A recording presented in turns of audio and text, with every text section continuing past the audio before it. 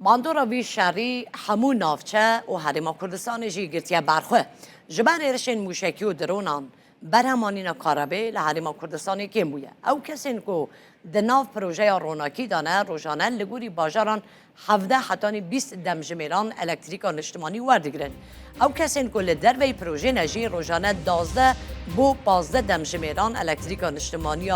وان هیه لگوری وزارت الکتریکی تی چاوره کرن که دمک نزیک ته روشا برهمانی نگازا سروشتی لکلگاه کرموره یا پالزگاه سلیمانی آسایی ببه و روشا کاربه آنکو الکتریکی جی بگره سر روشا خویا بری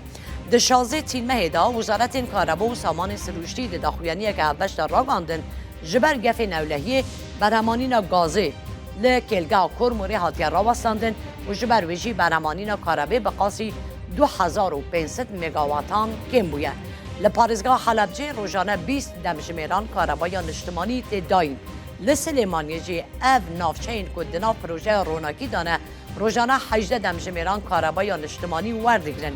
او نافچه این که کاربایا وان لدروی پروژه روناکی دایه دوی روشه دا روزانه بناوینی 12 دمجمیر بو و 12 دمجمیر و 30 خولکان کاربایان اجتماعی وردگرن. لناوندا باجار حوله دناوا 24 دمجمیران دا دنابرا 17 بو 20 دمجمیران کاربایان اجتماعی داین و ددما برین کاربه دا مولده تاخان دکمنه کار کردنی.